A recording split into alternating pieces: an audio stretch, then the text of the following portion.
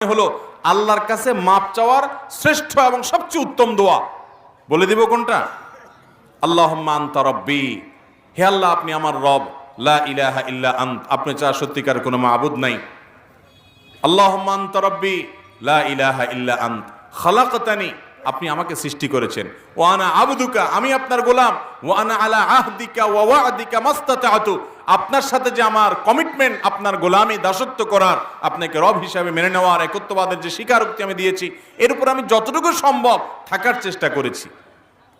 আউযু বিকা মিন শাররি মা সানাতু, কিন্তু এরপরও আমার দ্বারা কিছু অপকর্ম হয়ে গেছে, সেগুলোর ক্ষতি থেকে আমি আপনার কাছে পানা চাই, তার জন্য আমার জন্য কোনো ক্ষতি না হয়, শাস্তি না হয়। আউযু বিকা মিন শাররি মা সানাতু আবুউ লাকা বিনি'মাতিকা আলাইয়া, আপনি আমার প্রতি নিয়ামত দিয়েছেন, আমি স্বীকার করি। ও আবুউ লাকা বিযামবি, আমি আবার অনেক পাপ করেছি, সেটাও স্বীকার করি। ফাগফিরলি, অতএব আমাকে মাফ করে দেন। ফাইন্নাহু লা ইয়াগফিরুয যুনুবা ইল্লা আন্ত, কারণ